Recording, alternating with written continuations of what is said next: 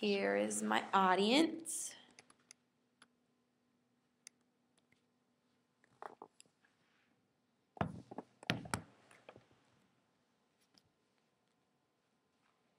What are some of the first images that pop into your head when you hear the word witch?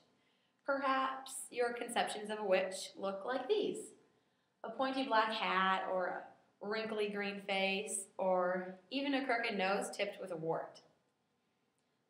A little like a Halloween costume, right? Well, on the other hand, would you ever imagine a witch to look like this, or even this?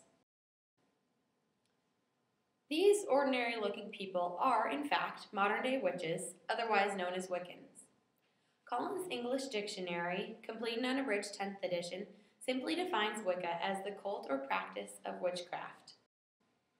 Despite its brief definition, the religion of Wicca provides fascinating insights into the beliefs and practices demonstrated by not only today's followers, but also by those of hundreds of years ago. Because of misunderstandings or confusions related to Wiccans, I will clearly clarify the history, beliefs, and rituals of Wicca. The Wiccan religion began being observed before the movement of Christianity had even begun flooding the United States, and continues to be practiced today. Once the Christian system of beliefs began to emerge, Wicca, then called the Old Religion, began to be singled out and its followers were forced into hiding. This period is remembered as the Burning Times and lasted from about the year 1000 through the 1700s. During this time, witches were being killed because of the misapplication of biblical texts. According to Matthew J. Slick's 2011 article, History and Origins of Wicca, posted on carm.org, the most commonly cited biblical text supporting the killing of witches is derived from Exodus 22, verse 18, which reads, "You shall not allow a sorceress to live." This secrecy was especially necessary during the European dominance of the Roman Catholic Church. With its aim toward converting all non-Christians, the Church brought about the persecution of not only witches, but also of Christians, and jailed anyone who would not comply.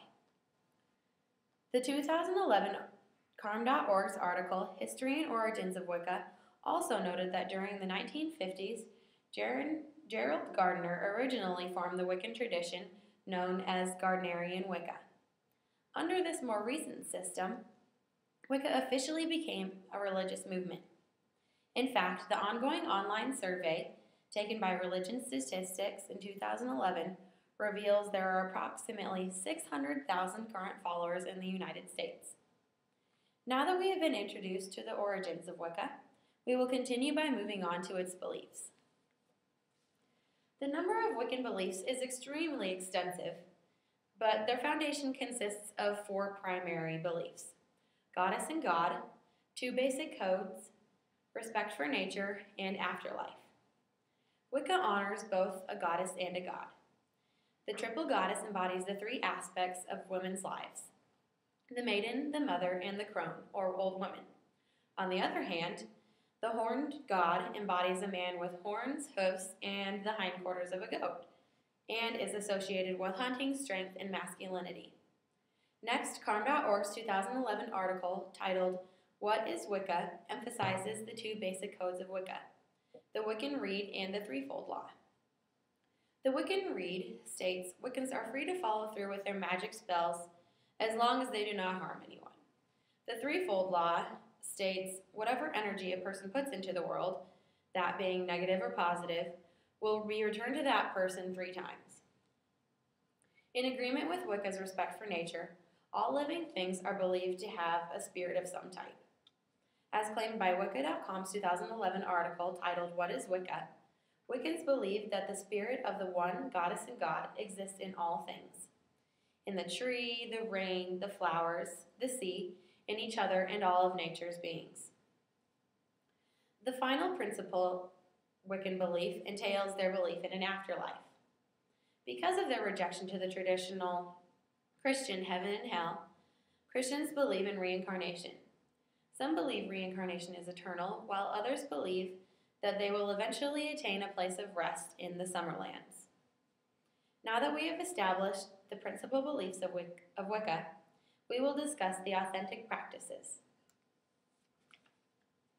Because of the fervent connection with their god and goddess, Wiccans perform certain spells and rituals. Traditional gathering of Wiccans are known as covens, where about 13 followers gather outdoors. According to 2010 ReligionFact.com's comparison chart of Wicca and Christianity, casting a circle is the most common practice of Wiccans. During this practice, a circle is drawn on the ground and is believed to be used to protect the present members from harm and interference with negative forces while casting their spells and during the rest of the coven. Praying, singing, and dancing also take place during covens and are followed by a festive meal of cakes and wine. A few special rituals also held during covens include initiation and hand fasting, also known as marriage. To perform these rituals, Wiccans have a special set of altar tools, which include a broom, cauldron, wand, book of shadows, and candles or incense. Through this brief evaluation of the history of Wicca, its beliefs, and its practices, I, and hopefully you as well, will have gained a better understanding of the Wiccan religion.